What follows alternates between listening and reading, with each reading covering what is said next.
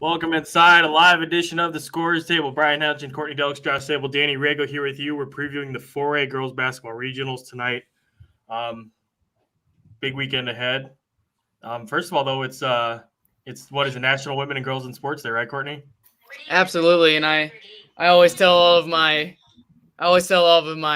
clients that sorry, my Grayson, go downstairs really quick.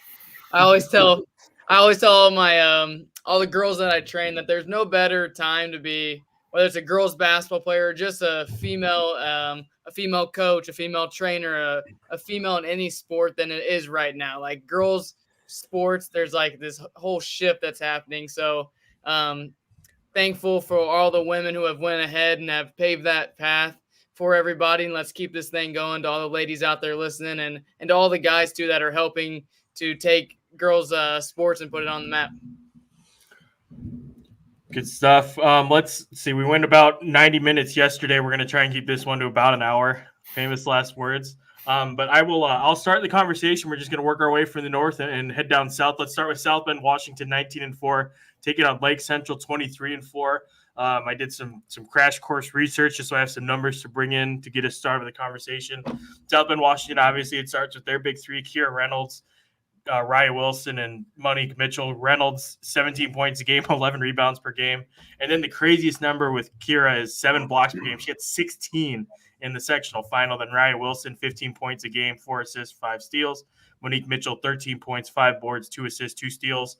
On the other side, Lake Central, Anaya Bishop, Vanessa Wimberly, Ryla Mloznik, Isla Krieger, Nadia Clayton, and Kennedy Burks. They count for about 84% of the team scoring. So it's 84% of Lake Central scoring coming from 6 different players. So on the South Bend Washington side, you have a team whose success runs through 3 superstars, legit superstars. Now on the Lake Central side, they have a lot of really good players, and it's all kind of balanced across there. Danny, I'll let you lead us off tonight.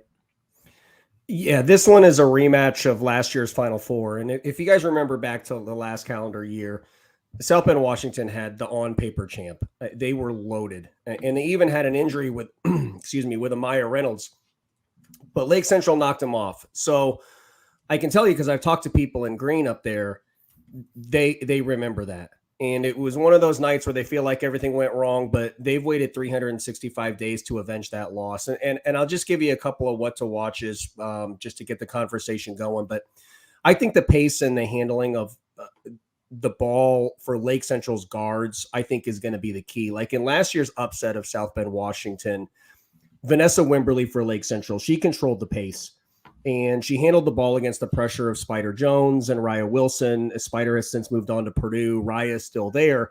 And as we've said before, Raya is probably the best player left in the tournament at applying pressure on the ball. So if Wimberly turns it over, or quite frankly, just even has to work too hard to ignite their offense, I think that could be a difficult setting for them. And my second what to watch, and you kind of marveled at some of the statistics, Kira Reynolds she's just not exposed in Indianapolis to the level that she needs to be. This is an extraordinary, I'll call her a specimen and a talent. And we just don't have a lot of that down here. I talked on one of the previews that she plays like a lot of point forward for them. But, specifically, like I saw them run some stuff where they would start out of a horn set, elbow, corner with Kira at the point guard, where she was just entering the ball into the elbow and then diving into a middle post. So my question that I have is, what does Lake Central do with the Kira Reynolds matchup? Like, do they zone them? Do they give Bishop and Krieger do they one of those two kids draws the assignment? But I think how Lake Central chooses to defend Kira Reynolds will tell us a lot about what, the Panthers will need to do in order to avenge that loss. But if they leave Kira singled, I think she can hurt them. But I'm really happy that we finally get to talk about South Bend Washington, because I think they've consistently been one of the best teams in the state. But because of this narrative that they haven't played that great of a schedule, we haven't really talked about them that much. But they are absolutely a contender to win state. Speaking of South Bend Washington, their notable wins include actually Lake Central head-to-head 50-47 back on November 4th. They've also beaten Fort Wayne Northridge pretty handily, 76-51. They beat Kenwood out of Chicago and Butler out of Chicago as well. They've lost on the other side. Close one to Fort Wayne Snider. And then, Danny, a game that you and I were at was Jennings County. back in November at Sneakers for Santa. Yeah, if you look at the numbers, I mean, everything on paper looks like it's going to be pretty close and very competitive. Lake Central is a little bit more balanced. Like they've got 5 girls that kind of average, between like 8 to 11, 12-ish points. And then obviously South Bend Washington's got the big 3. But just kind of going with what Danny said, like if you're a competitor, and I've met Steve Reynolds a couple of times. I've got to know him a little bit. Like they have not forgotten what happened 1 year ago.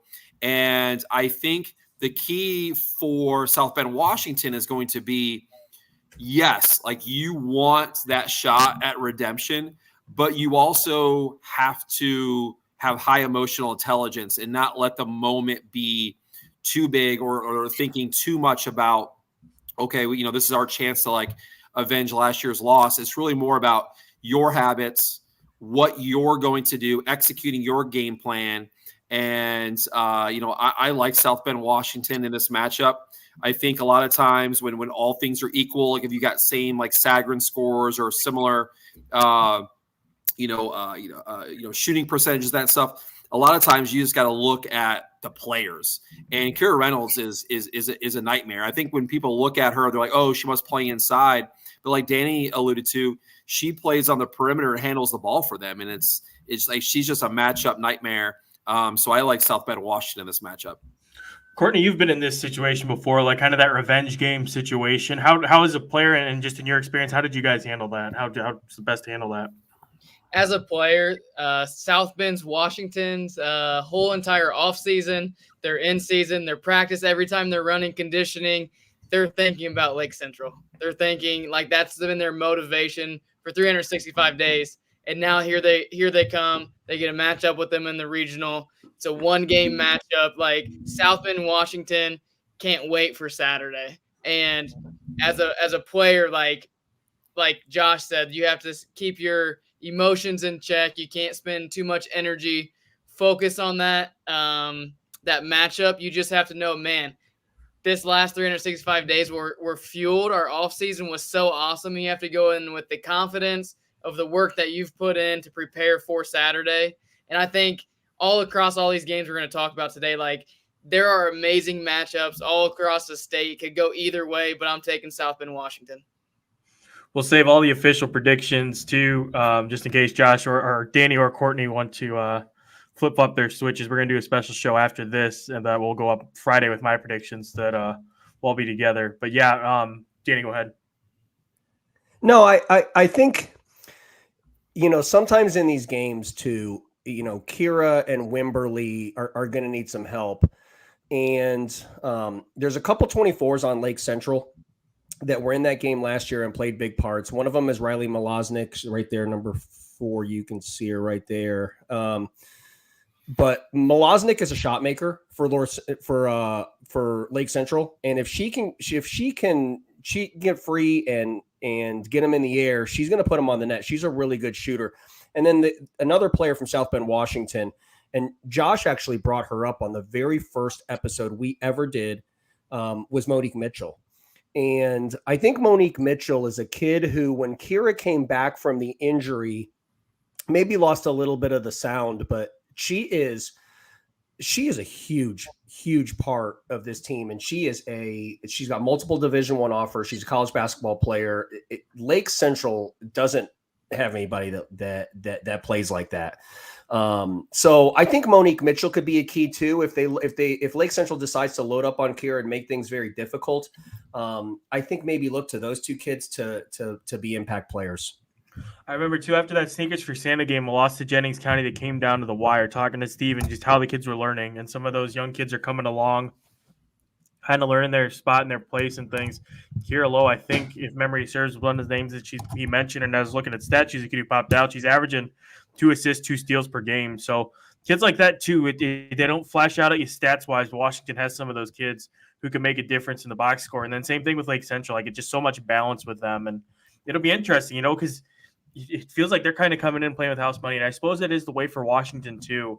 because it feels like, Danny, like we've talked about you and I over the course of the season, it just feels like they've kind of gone under the radar. Yep. But for Lake Central, I feel like a lot of the narrative, at least like maybe it's just us and it's just biased with the people that I'm around, but it feels like the attention's on South Bend, Washington, and the expectation is, oh, South Bend's going to win, and that's what the computers say. But after having seen Lake Central and the way they responded to the loss to Jennings County Hall of Fame, and the way that they played a little bit at the Bedford North Lawrence event, I watched them out on live stream from back home. They're a really talented team, and again, it's just that balance that scares you. And Joe Huppenthal is such a great coach. Like that's gonna be a really fun coaching chess match to see how Joe and Steve match up with one another across the sidelines. Yeah, I was just gonna say that. Like, it's gonna be interesting to see what Lake Central does. Like for me, I'm looking at South Bend, Washington, and they only shoot 28% from three. Yeah. So what I'm thinking is like I'm going to close out short, and I'm going to protect the paint. And if Lake Central can defend without fouling and not turn the ball over, like they're going to be in the game the last like 2 minutes. So for me, what I'm like telling my players is close out short, do not give up the drive, play defense without fouling, and if we take care of the ball, like if they're in single-digit turnovers, you'll be right there with 2 minutes to go. And then once you get there, who knows, what will happen there. Josh, I'm and Courtney. I mean, I'm curious because last year I think Lake Central leaned into this underdog thing, and if you remember, the talks around the state last year was nobody was beating South Bend, Washington. I mean, even after Amaya Reynolds went out with the injury, everybody was like, it's still them. It's still them. They still got Spider and whatnot. But having beaten them last year and then the success they had this year, do you think the mindset changes? And if it does, do you think that changes their approach to the game? I don't think so. I mean, I think you got to go with what got you here. They're very balanced. They got 5 girls that average over 8 points a game. They don't turn it over very often. Obviously, they play, the 50th ranked straight to schedule. I don't think they really do anything different. I think they just have to go out and play their game. And like I said, like if it were me, I would definitely, be, aware of like, shooting percentages and matchups and that sort of thing. But I think you just play your game if you're Lake Central.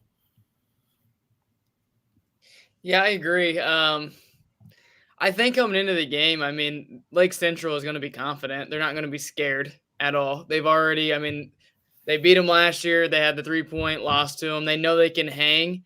It's just going to be that underlying, can South Bend Washington keep their emotional IQ? And I think that South Bend Washington has that fire. I mean, they got knocked out of the state tournament last year, and that hurts. But I don't see Lake Central's going to come in confident. Their fans are going to come in confident. The energy that they're going to have and the mindset they're going to have, they're coming in ready to go.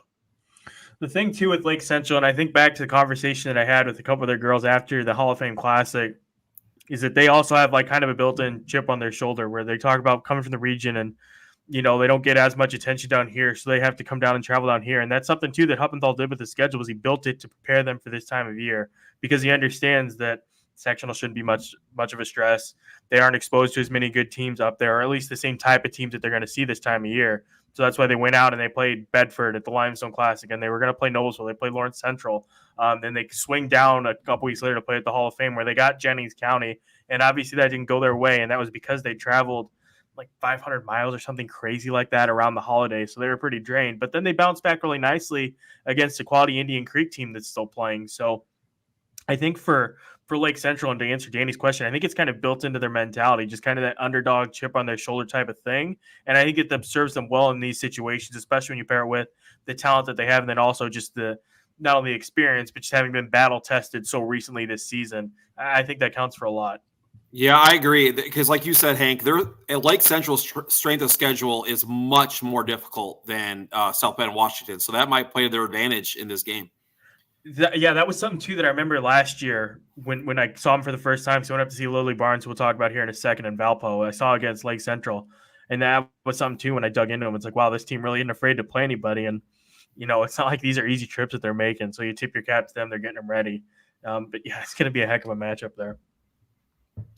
Moving on now to the second 4A game of the night for us. Northridge, 24-3, taking on Valparaiso. Valparaiso, the conversation usually starts with Lily Barnes, the sophomore who's averaging 18.7 boards, 6 assists, 5 steals, and a block per game. She's moved to point guard this season. She was out for most of the summer with a back injury. She's been bolstered by the return of Becca Gert, a senior.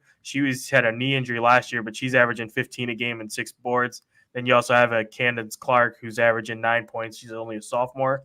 And then on the other side, Northridge, Rylan Gooden, Morgan Cross are both averaging 10 to 11 a game. Then Ella Mohammed's at 9.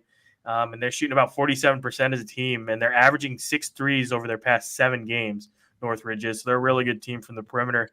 Josh, since we started the game last time, I'll start with you.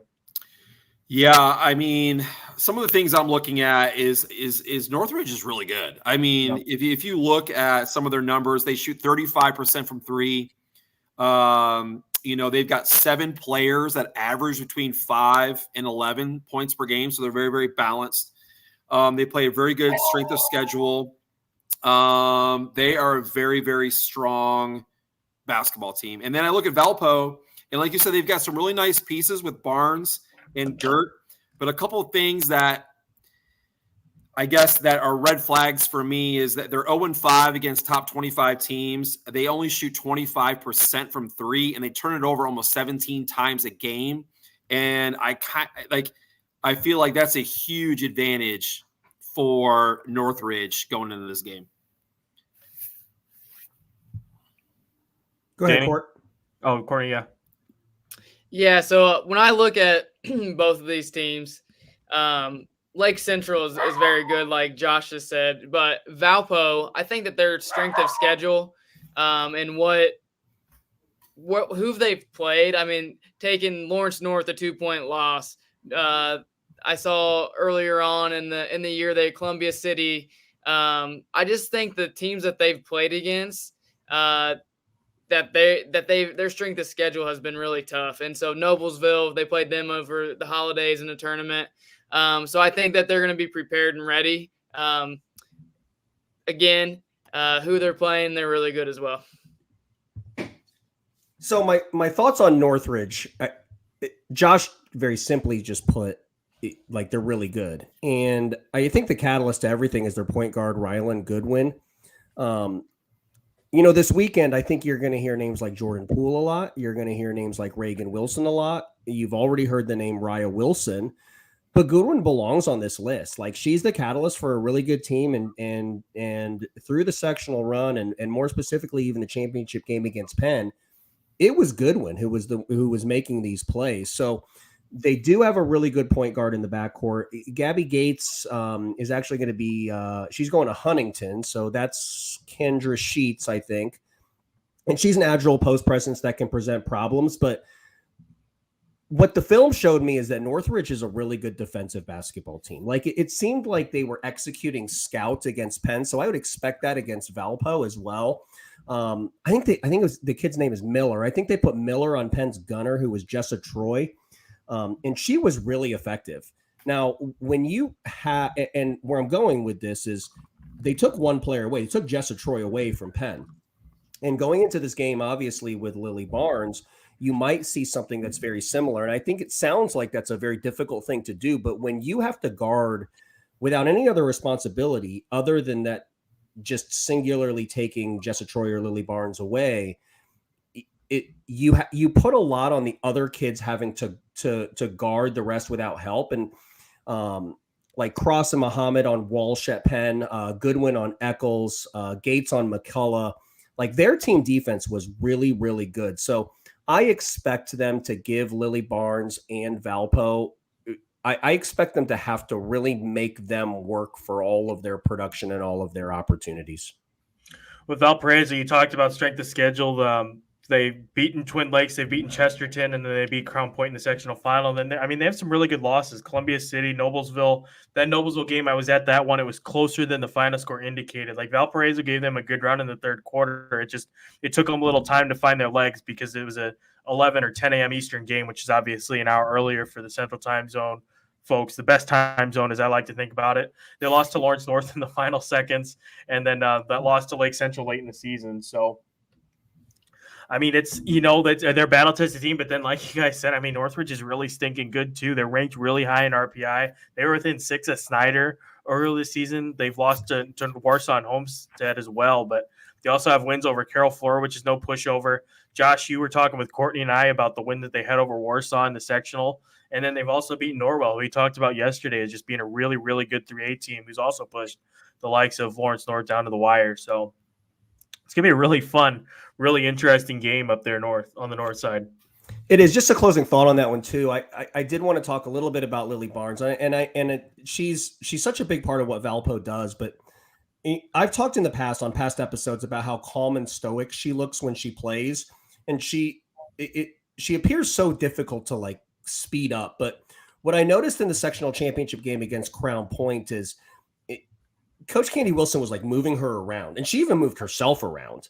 But Hank said that she played some point guard. She stationed at the wing a couple of times. The second to last possession of the first quarter in the sectional final against Crown Point, she didn't seem to have any interaction with Coach Wilson on the way up, and she took I think it was Gert, like out of the center, out of the middle, and then she took the middle. So they're moving her around to try to get her as many quality touches. So I think the big thing for Valpo and the big what to watch for them is, where does Barnes station in dead ball change of possession in order to get touches, particularly knowing what I just said earlier about how Northridge is going to play kind of scout man as their base defense. Yeah, and you mentioned that Lily and her versatility. I mean, she's built like an upperclassman too. Like that stood out the first time I saw her. Like she's got some strength to her. She's good size inside, and then like you said, Danny, I mean, just the versatility to shift positions like that. You saw some in the highlight clip where she goes from bringing the ball up to battling for space in the paint. Like she's a real versatile, shifty kid, and to have that kind of trust in a sophomore like that to run the offense, to move pieces around like that is really special. And then having Becca Gert back for them just makes such a big difference, because like some of these other teams we're going to talk about, it makes it so much more difficult, obviously, just to zero in on one player. And that's made a huge difference for Valpo over the course of this season. Moving on now to a really good game. I wrote about it as kind of like the preview of the Miss Basketball for futures, as we've all talked about on this podcast before. You have McCutcheon 21-4 against Homestead 22-4. Everything's going to start between the two big ones. Freshman Lily Graves at McCutcheon. She's good for 22 a game, 6 rebounds, 4 assists, 4 steals. Maya Epps, she was just offered for Purdue just a couple nights after she put up 22 in the sectional championship against Columbia City. McCutcheon, they've beaten Central Catholic, Chesterton, Chittard, and Carroll Flora, a game that Lily Graves put the team on her back and carried them, and they've lost to West Lafayette, Danville, Twin Lakes, West Lafayette. Homestead, they've beaten Northridge, Norwell. They've beaten Pike. They went to double overtime to take down Northrop and Columbia City, obviously in the sectional championship. And they have losses to Noblesville, Snider, and Warsaw. Courtney, if you want to start us off with this one, I'll let you. Absolutely. Lily Graves is Lily Graves, and she's a stud. And Lily Graves is going to have her first time in a regional game, and I expect her to do big things. But I think that Homestead, when you look at their squad, when you look at their complete team-to-team, player-to-player matchups, I think that Homestead just has the up over McCutcheon in this game just because of their strength of the schedule. A lot of the teams that McCutcheon has played against, I don't think they've really seen a test yet. Like I think this is McCutcheon's really first test that they're going to come up against is Homestead. So at the same time, we don't know what McCutcheon's going to do because I really think it's their first test, and they could be an upset against Homestead. But I think Homestead as a team is really, really good. Yeah, I'll keep it short. I agree with everything Courtney said. Like there's like levels to this, and McCutcheon hasn't played a top 25 team all season. And they have the 91st strength of schedule, and you're playing against a team and a program led by, Rod Parker, where, this is what they do. Like they every year, 20 wins, every year, top 5, top 10 program in the state, every year, deep run. So I expect it to be competitive early. I think McCutcheon's going to kind of have to find their way, but I definitely see Homestead pulling away. Danny? So there's some like usage percentage. There's a more complicated formula than just looking at points and assists. But that's the main two ingredients in calculating usage percentage are points and assists. And in the sectional championship game versus Harrison, Lily Graves scored or assisted on 39 of the 50 points that they scored. And that equates to almost 80% usage. Now, before you think that that's insane, I think it's important to put that into relativity. Like if you get to 50% in usage percentage, that's super high. Okay. Even Barnes, who's the clear central piece of Valpo, was only 60%. So 80% is bananas. So I think it spells out two things. I think it first spells out that Lily's extraordinary and really good to be able to do that in a sectional championship game. But I think it also spells out that if you dedicate 80% of your defense to Lily, then McCutcheon could be in for really a long afternoon. But the matchup that I want to draw to is Jeff Conoy versus Rod Parker, because I think these, simply put, I think these are the two best coaches that are left on the north side. I think they're really, really good. And on the flip side of the Homestead like defensive narrative, I think Jeff is gonna switch defenses a lot. I think he's gonna use that to combat the talent, maybe the talent disparity. And I think he's going to use that to try to keep Homestead unbalanced and uncomfortable. And I think they're going to have to read defense.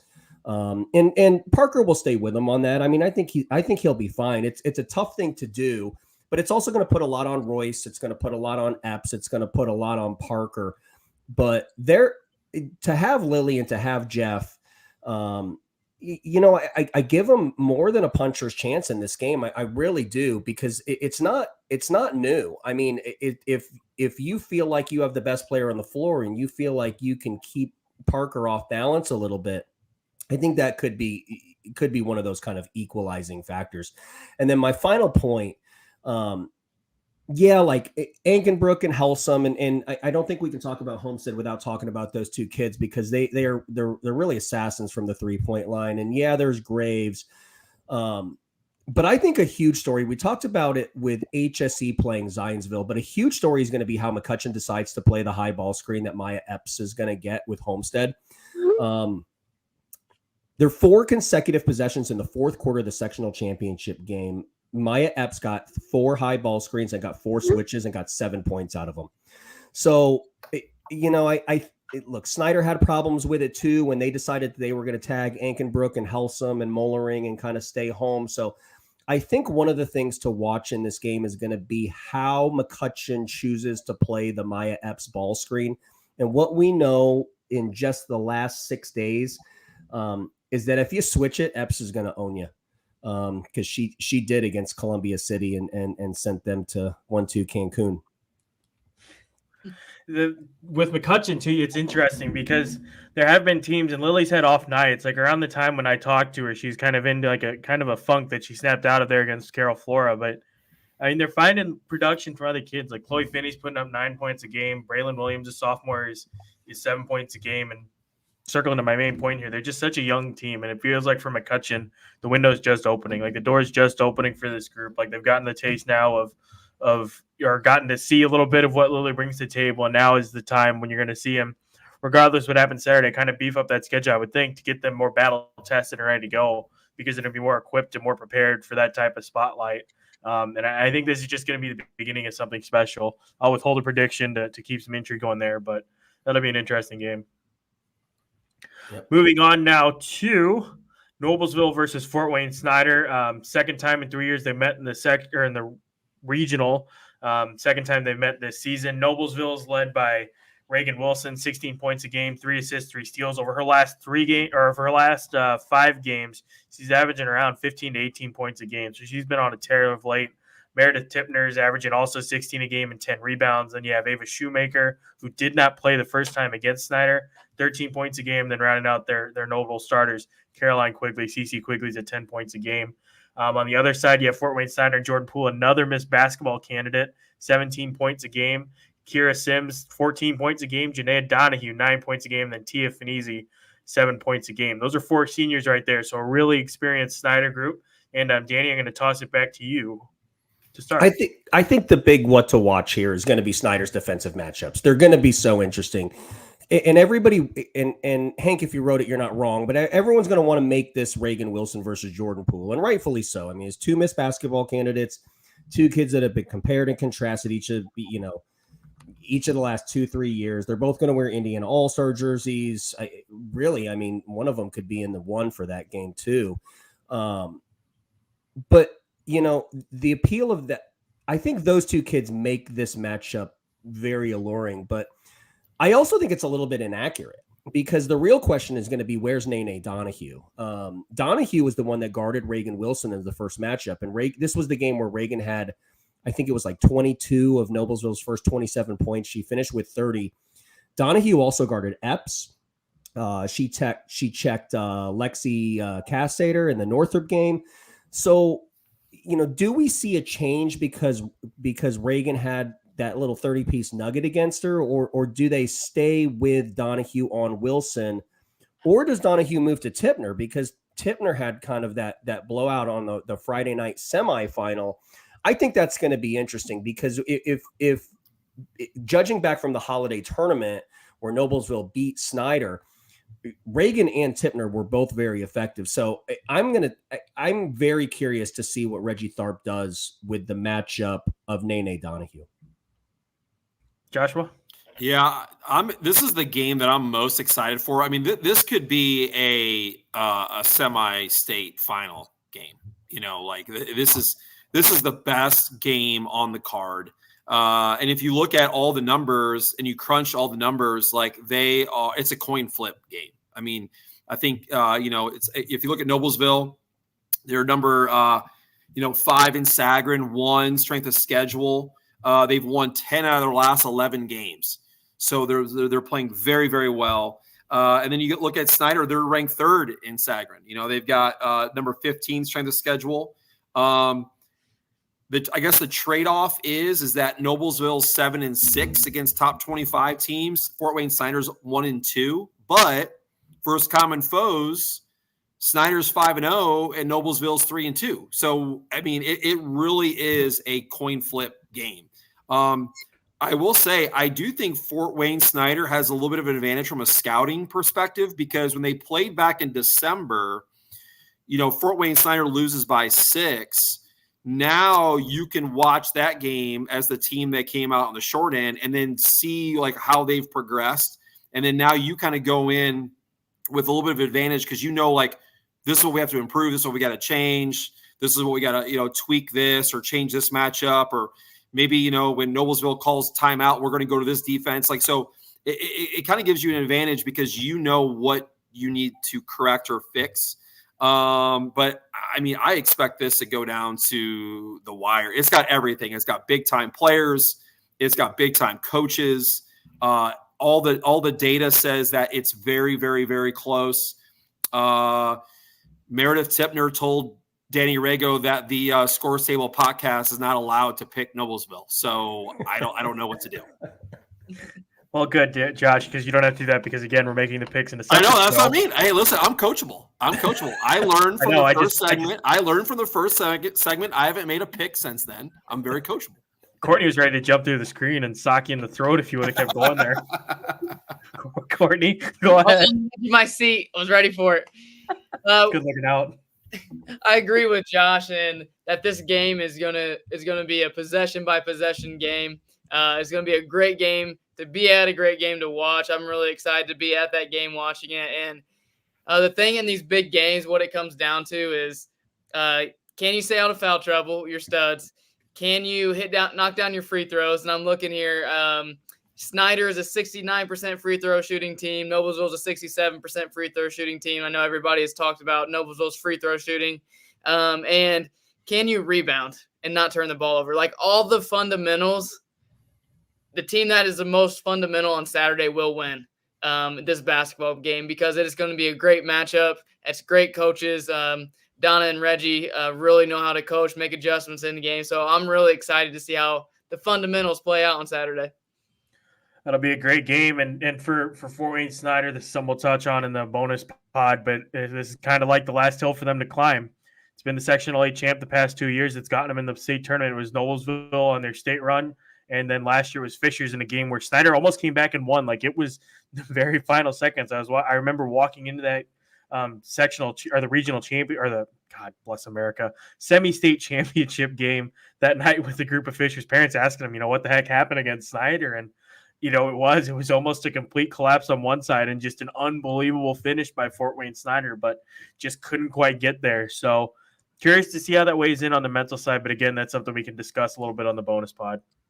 Keep an eye on Snider's zone offense too. I talked in the past about how I like Reggie Tharp's system and his ability to get pulled different touches in different areas of the floor. Gives her flare actions, UCLA actions, high ball screens, lets her probe, things like that. But Noblesville's not going to check that man. And we saw the 3-2 zone on Saturday night against HSE, and we saw the 1-3-1 on Friday really speed up and hurt Fishers. And so I think the zone offense and the preparation for whatever Noblesville is going to have. And again, I haven't talked to anybody from Noblesville all week. I haven't texted with Donna, nothing. But just knowing Donna, she's gonna put something in. It's gonna be a special for this game. And I think how Reggie adjusts their zone offense to ensure that he doesn't allow Poole to not get touches, I think is going to be a key. It's the thing with Donna, man. This time of year, she does a great job of just kind of throwing in some different wrinkles. Like I remember there was the boxing one against Crown Point. I don't think it was a state tournament time, but they tried it out against Cruz and it worked. And it got him. Just little things like that. And then, the 3-2 against HSE wasn't anything new, but it was an adjustment they made that worked out really well. So we'll see what kind of wrinkles they throw in there. We flip now to the south side of the bracket. You have Pike, you have Plainfield, Pike, Sanaya Smith, Alexis Warren, Kamari Booker. They go through Roncalli. They go through and survive against Franklin Central. They're kind of like the south side darling. Them and Mount Vernon kind of feel like the two. It's like, they're playing with house money, and it's cool to see them here. And now it's time to see if they can turn it from, feel-good story to a legit, threat in semi-state. And then on the other side, you have Plainfield, Hannah Menser, the freshman who we've talked a lot about, 16 points a game. Berkeley Williams, a sophomore, 15 points a game. And then Peyton Benj, the senior, 13 points a game. They're shooting 41%, 65% at the line. I thought mistakenly that Plainfield was trending down late in the year, but they picked it up with a third straight win over Brownsburg, which is huge over rival that's kind of had their number in past years. So it seems like they've kind of gotten it back on track. They beat up on Terre Haute North. But two teams coming from slightly different places. Josh, I'll let you lead off the conversation. Yeah, Hank, you said it. Like Pike lost 5 straight going into sectionals. Plainfield lost 3 straight going into sectionals. I think the two things that stand out to me more than anything is Kurt Benj has 436 wins and Keith Hollins has 17 wins. And that's not a slight at Coach Hollins. I'm just saying that like when you get to this time of year, it is an advantage when you have a coach that has been there and done that at the level Kurt Benj has. And another thing too, that's a real big thing for me is Plainfield is 3-4 against top 25 teams. Pike's 0-8. So I think when you have like the coaching and the experience, I think that's a big advantage when you go into these, these 1-game regionals like this. Courtney?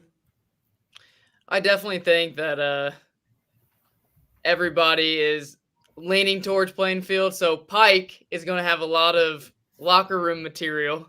And the trend with this podcast and just what we've seen in the sectional. You're welcome, Pike. You're welcome.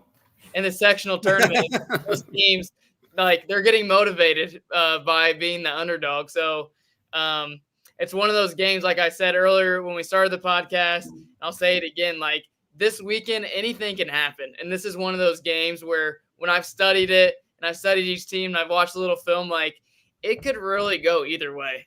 And so I'm excited to see what happens on Saturday with this game.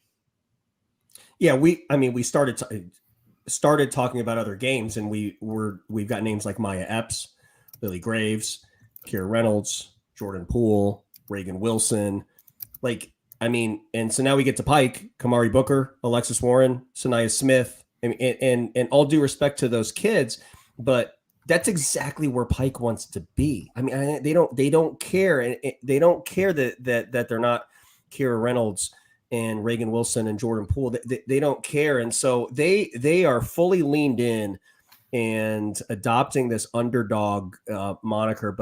But unfortunately, I think they ran into a team that is also kind of playing the underdog and also kind of the Cinderella piece. And, every time we talk about Plainfield, it's either Hannah Mentz or Berkeley Williams or Peyton Benge. And Peyton Benge is a kid that I've said multiple times is going to be the key to a game because of her ability to stretch the floor and handle a little bit and play a little bit of point forward, like we talked about with Kira Reynolds. And I do think that Peyton Benge is going to be able to pull Alexis Warren away from the basket a little bit, which is going to take their rim protector away. And I do think that she's going to be able to create a little bit there. And I think that's going to give Keith Hollins and Pike a little bit of problems. But, two of the headliners here, it wouldn't be my segment on this show if I didn't talk about the 27. Sanaya Smith and Hannah Mentz are two Impact 27s. We'll see if one of those two kids can have a very special night in their first regional. With Pike, they play quick tempo. They like to press a little bit. I remember from seeing it against Lawrence Central. I'll be curious to see how Plainfield handles that. Just something to watch out for. Josh? Yeah, I think one thing, too, that is a little bit of a surprise is that this is the first time these two teams ever played, ever in the history of these schools. And I think that's just interesting because, you're 4A, you've been 4A forever, or at least it goes back 20 years. We don't know forever, but in the last 20 years that they have not met once. So that's interesting because, I think a lot of times when you play teams like during the regular season or you play them in a tournament and you actually get on the floor with them, like, yes, there are things you can get on tape. Okay. Like, hey, this is their favorite sets coming out of timeouts, or, this is their favorite, like, little America's play to start the second half. Like, you can scout that stuff on film, and Danny will tell you this, Courtney will tell you this, you really don't know how girls move until you get on the court with them. So the fact that these teams have never played in the last 20 years, you can watch film all day, but then all of a sudden you get on the floor with them and it's just a completely different thing. So that's going to be something to watch is, this is going to be their first time getting on the floor with one another. Good stuff. Moving on now to the second South Regional Final. Mount Vernon 13-13, Lawrence Central 26-1. Mount Vernon is led by senior Ellery Mintz. She's going to DePaul. Caitlin Lathley, Easton Wampley. They're all seniors. Then Junior Kenron Ray. They started the season 4-11, and they had some Class A losses sprinkled in there. It felt like a rebuilding year, but they've gone 9-2 since, and they're on a 6-game winning streak coming into regional. They're one of those teams that honestly I was not expecting to see here. It just felt like Pendleton Heights' year. But Mount Vernon is they're so steady. Josh texted us that night, Death Tax and Julie Shelton. Here they are. On the other side, it's kind of the exact opposite, where it's Lawrence Central, where they were expected to be here. But that's probably maybe the first time ever where this has kind of been the case, certainly in the last decade or so, where these expectations are being ascribed to Lawrence Central. Yeah, the Lampley sisters, Jaylah and Lola. Jaylah's been good for 19 points a game. Anaya McKenzie, the sophomore, 12 points a game. Laila Abdurraqib, 11 points a game. And then a name that's getting a ton of play, and everybody that I've talked to about Lawrence Central lately is Mariah Garrett. And she's one of the shortest players on the team, maybe the shortest, but she's kind of the spark plug for that defense, and she does so much for them defensively. We saw it now against Lawrence Central on Friday, just the length that they bring in, the chaos that it causes. And Mariah Garrett is a big reason why all that happens. Before we dive into the conversation, since I didn't get to it on Friday, I wanted to play this little clip from Laila Abdurraqib and Jaylah Lampley. Laila Abdurraqib missed last season, a chunk of last season with a knee injury, missed part of the season before all the way up until sectionals with a knee injury, so she's back and healthy. That's one of the things we talked about after the game Friday. Teammates trusted me with the ball. I couldn't have done it without my coaches. We put in a lot of work, like Laila said, preparing for this moment. And like I said, just big-time players coming when the moment arises. So. Laila, after missing this last year, what was it like stepping back out there tonight for this specific stage? Honestly, I feel like it's my first real sectional game, honestly. My freshman year, I didn't really, like, the foreign game was iffy for me, just coming back from an injury. But I feel like, this is the moment that I've been waiting for, because I haven't had it before. And I feel like we all showed out. They all helped me to get to this point, just to rehab all that stuff. Like, you've been able to play in this moment and finally relax. We got the second quarter, finally get ourselves going at a team, and they stayed with me even though I was struggling in the first quarter. They stayed with me, they pushed me, and we got there as a team. What was it like getting to share this moment with her this year on the floor? It's a blessing. My freshman year, like she said, I couldn't spend that moment with her. I couldn't endure that moment with her. And I'm just blessed that she's healthy. I'm blessed that we get to have our point guard back, and we're starting to make history, and I'm extremely thankful for this moment. You two were obviously excellent, but I mean, the rest of the team too, like it felt like everybody was hitting some big shots, and Naya, your sister. I mean, if you could just talk about the team effort that went into tonight. Like we were saying, the preparation was very big. Everybody executed the game plan, and everybody just stepping up to the occasion, stepping up to the challenge. I'm very proud of Lola. I know she was in foul trouble a little bit, but she still knew how to, take that adversity to another level. Manaya, she did a really great job using her body, getting to the basket, and it helped Laila and myself get easy buckets back to back just because of our teammates executing, doing what they're supposed to do. All right, I'll roll out the ball. Whoever would like to start the discussion. Courtney, if you want to take lead, maybe we'll let you have your turn. Out of all the games that we're going to see on Saturday, if Mount Vernon can come in and beat Lawrence Central, this will be one of the storylines and one of the biggest upsets of the weekend of the tournament. And I'm not going to put anything. Julie Shelton has won 300 and I think 81 games or something like that, and she's going to come in with a plan and try to disrupt Lawrence Central. And so it might be a half that Mount Vernon can, stay in the game. Lawrence Central is very explosive. Once they kind of figure out what they're doing, it'll be interesting. They could stretch the game out. It's just as I look towards that game. But I was in the arena in Columbus last year when FDU beat Purdue. So, I mean, anything can happen. So that's why we play the ball game. Danny?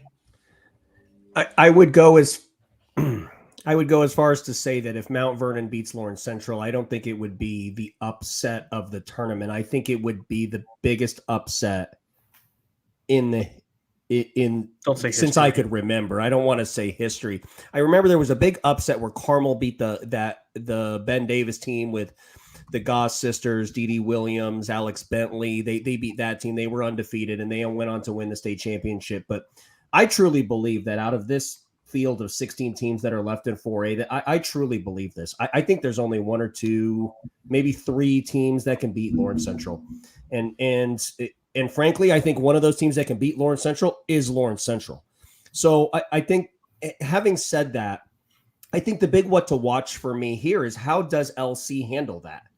And how do they handle being a big favorite? It's easy to get up for the Lawrence North game. I mean, come on. It doesn't matter whether it's the county tournament, a regular season matchup, or the sectionals on the line. You can get up for that game. But when you're big-time favorites, to be able to get up for this game, I think will be one of their biggest challenges. So I'm also interested to see, because I don't know that there's a blueprint that's out there right now. I don't know that we have a blueprint on how to beat Lawrence Central.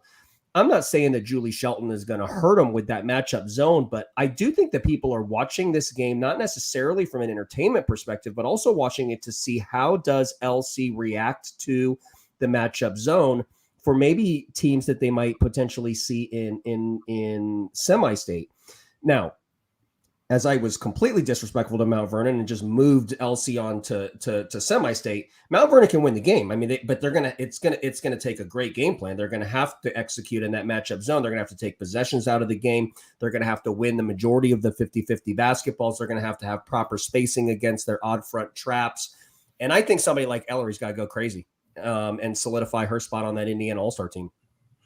Yeah, and the thing with Mount Vernon is, I think back to last year's regional game against Ben Davis, a similarly athletic team, with Kristen Carter, Taylor Guess. They're a really, really talented team, kind of reminiscent of this LC group. I think LC's maybe a little bit better just with some of the pieces they have. No disrespect to that Ben Davis team, which I thought was really good, but it was just the athleticism of Mount Vernon kind of had trouble keeping up with them and dealing with that press. And you've seen some clips here from the Lawrence North games against LC, just the disruptions that they caused defensively and their ability to heat up a team so fast. And, it's not in the clips, but I mean, there were just possessions after possessions. Courtney was talking about it on the broadcast, how they were describing it as a soccer match where, LN was having trouble getting the ball across the floor. And that's just what LC does to you, is he speeds you up to that point and make it so difficult because they're so long. You don't really realize it until you see it in person up close, but man, they're an interesting team. But like everybody else has said, I like what they say. I'm not counting out Mount Vernon by any means. Like, Ellery's a heck of a player, and they have some good pieces around her. And just like we talked about some of these other teams, like, they're not happy with how it went last year. Like, that was a pretty bad way to lose. They got it handed to them.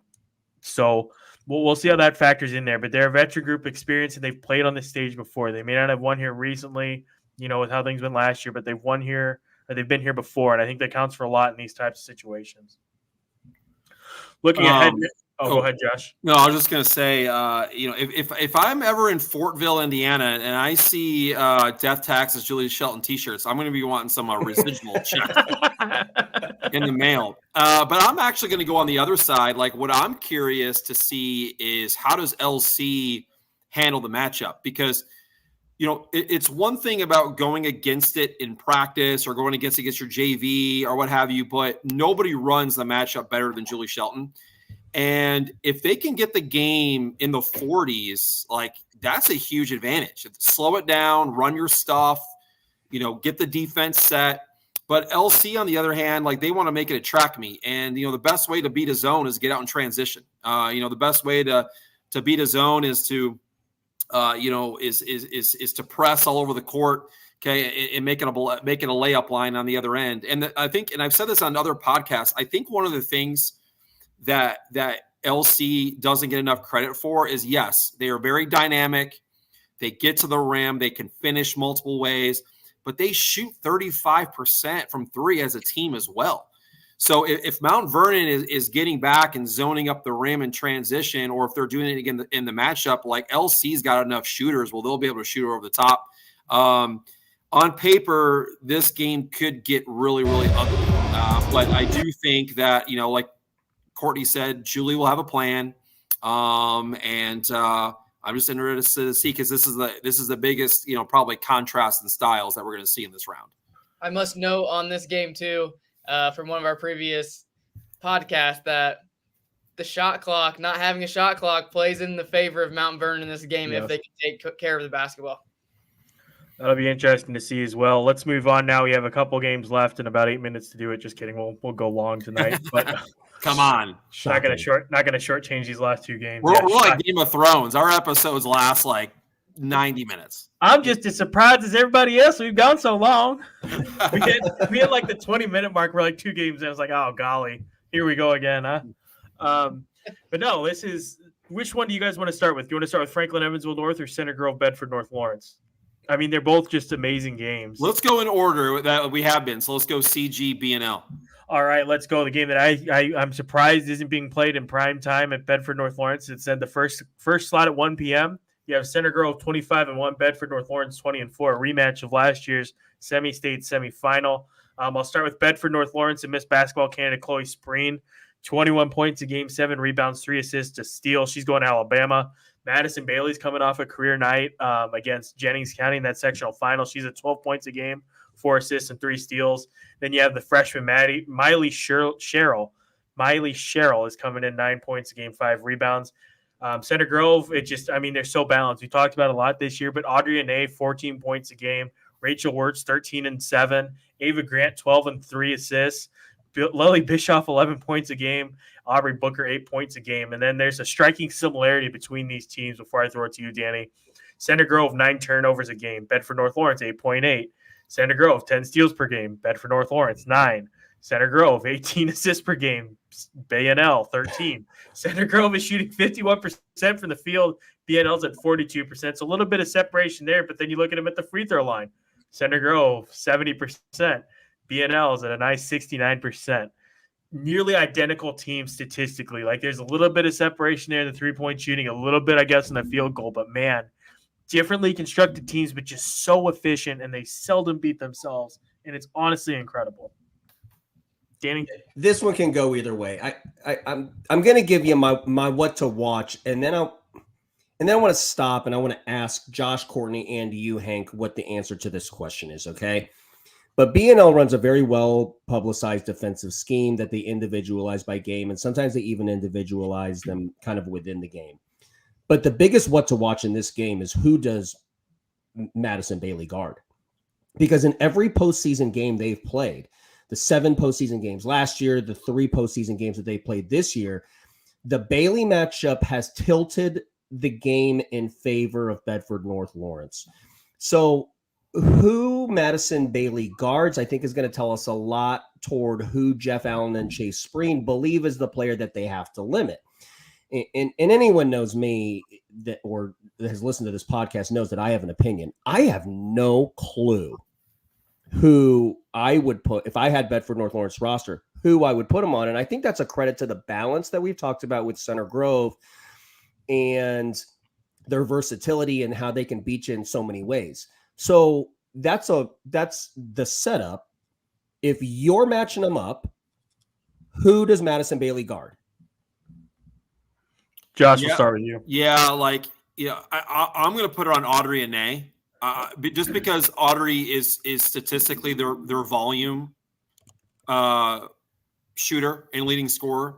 But Danny, like you said, that's Center Grove's biggest advantage is that their 4th and 5th player is better than everybody else's. So, when you're a coach and you're putting together your scouting report, you usually have to worry about 2 or 3 players. And then the other 2, you can shade one way or another or help off or, but with Center Grove, it's like, okay, we're going to, put our worst defender, I guess, on Ava Grant. Okay, well, she can go get 20 whenever she wants.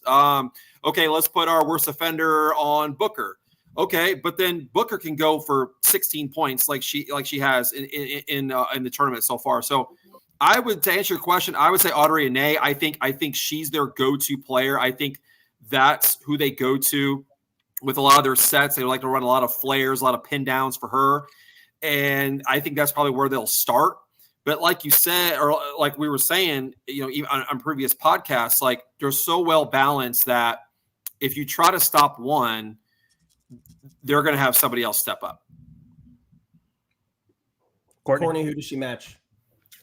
I'm going to put her on Lily Bischoff. I think that she has been a catalyst for Center Grove. And just the fact that, I think she makes an impact at 5'9", averaging, 11 points a game. I think her averaging, is it 5 or 6 assists a game? Like she's getting other players involved. So I think if you can, I would start her on Lily Bischoff and try to disrupt, because I think she's a kid that if you let her go and you put so much attention on everybody else, I think she's a kid that could really put up a lot of numbers in the regional and be kind of the swing factor in this game. Danny, did you answer that question? I'm trying to pull up a box score from last year. I did not answer the question. I don't know. Bischoff and Ane make a lot of sense, but if somebody here told me that you were going to put her on Rachel Wirtz, I guess I wouldn't disagree after the effectiveness she had against the post players for Jennings County last week too, and kind of limiting those paint touches. But as he pulls up the box score,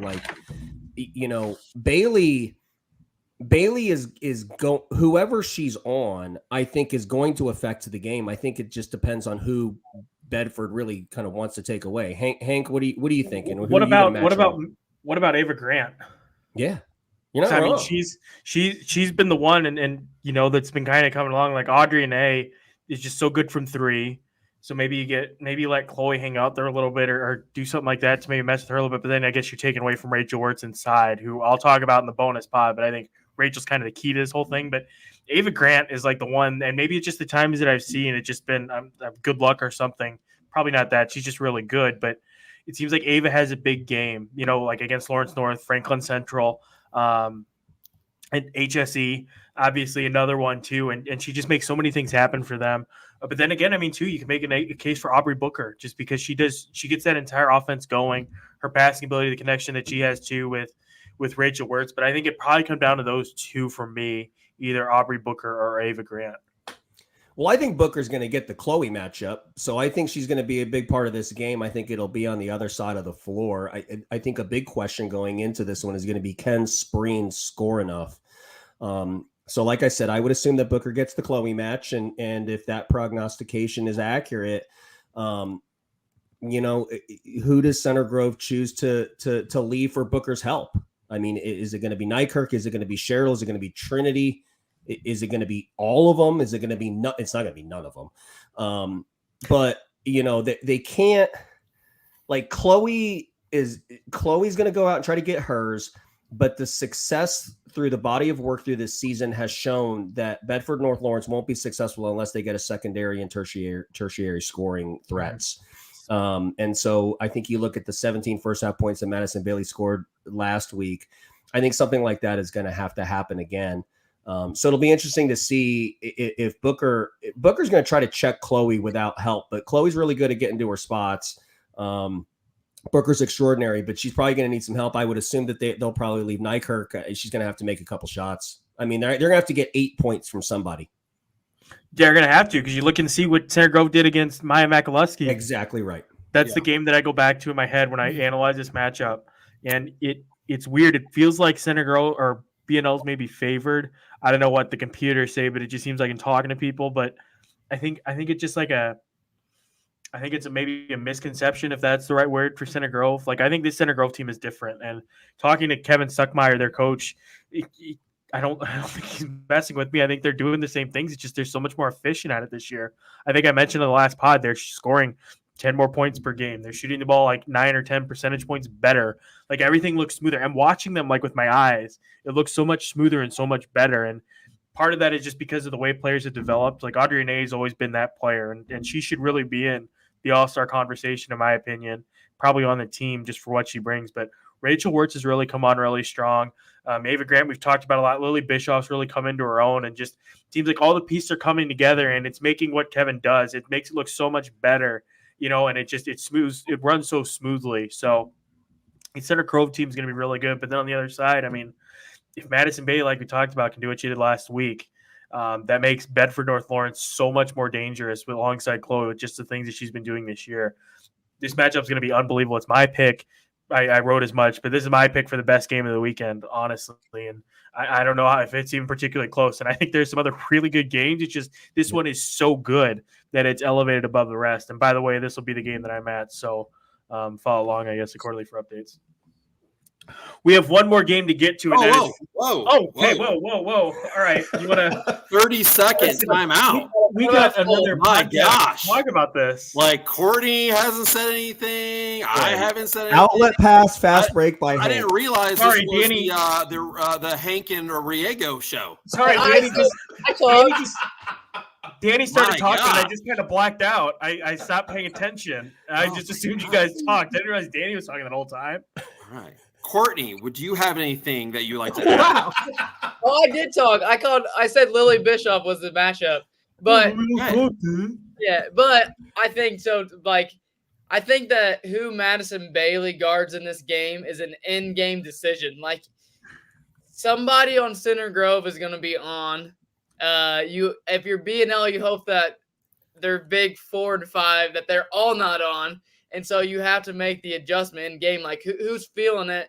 And like, so when you're scouting, like Madison Bailey, you got to know every single Center Grove player, know what they like to do, because in the game, you might be switching to somebody who's having a great game. I think that's going to be honestly what the matchup needs to be, is make the decision on the game day of who's doing really, really well. So that's all I have to say. Hank, give Josh the big screen. Let's throw it back to Josh, guys. I feel like we're on TNT. It's like I'm Shaq. It's like it goes like 1, 2, 3, but we don't get to 3. We go back to 1. Okay, so we've cut off, by the way, like 5 viewers since your little Okay. So I said on this podcast, I don't know, a couple weeks ago, that nobody in the state can play half-court man and play a slow pace and beat Center Grove. I think I spoke too soon. I do think that B&L can win this game. They're at home. They are very efficient. They don't turn the basketball over either. They play great half-court defense as well. And their coaching staff has won several state championships. Okay. They have been on this stage multiple times. My advice for Center Grove, and I know this is going to sound weird, but score the basketball. Yeah. Score, and score. If this game's in the 60s, which Center Grove has done all year, they'll win. If they go back to the old Center Grove teams and try to grind it out in the 40s, that's a mistake, in my opinion. Like I expect, I want to give away my pick because, I've already done that already. But this is a game where I do feel like B&L can win at this pace that Center Grove likes to play. So yeah, it's gonna be fascinating to watch. Josh, I know everybody wants us to disagree all the time, but you're right, man. I think Center Grove needs to play super offensively aggressive. And I think every 45 to 60 second possession that they have plays right into B&L's hands.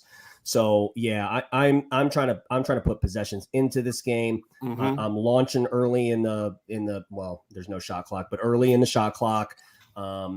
But yeah, I mean, if B&L can stick around, I mean, they're full into this defending state champion underdog thing, but they're not scared of Center Grove at all. I mean, they've been talking all week about how they beat them by 14 in the summer league game and how they've been disrespected, and all of those things are true. But Center Grove needs to come out swinging early in this game, I think. Can I move on now, Josh? Is that okay? Yeah, we're good. Okay. Anybody else have anything to add? All right, good. Moving on to our final game of the night. Franklin 23-3, Evansville North 16-10. Franklin, they have all those seniors who Josh knows very well. They all went to a state championship game together a couple of years ago. Erica Buning, Brooklyn York, Scarlett Kimbrell, Emma Sappenfield, who's been playing really well of late, Lauren Clem, Xavier cross-country commit, who was the hero in the sectional championship game against Whiteland. On the other side, Evansville North. They haven't been here in a while, but they're back now. A couple juniors, Libby Blythe and Maddie Neese, a freshman, Brooke Slova, and Vanessa Nakamwenya, a senior, rounds out their notable scores. Blythe and Silva, by the way, 13 and 10 points a game respectively, both averaging about 4 rebounds per game. Evansville North shooting 35% from three, and I believe I was right about them earlier. They're the ones who they're shooting the ball really well from three of late, and they come out on a bit of a heater after some late season stumbles. Josh, the squeakiest wheel gets the oil, so we'll let you lead things off. Thanks, I appreciate that. Yeah, I was shocked. Like when I was looking up the stats, you guys know I've said this a million times on this podcast. I always look at shooting and turnovers, and Evansville North is actually better than Franklin at shooting the basketball and taking care of it. And I think that's a huge thing in this game, because if you look at the spread, Franklin's favored by 16 points.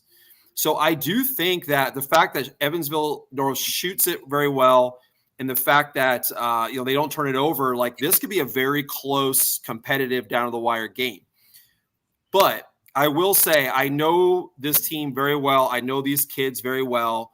They won their 4th straight sectional championship. No one has won more than this 2024 class at Franklin, and they are competitors. I expect them to come back, bounce back, okay, because I know they're not happy. They won, but I know they're not happy because I know how competitive they are.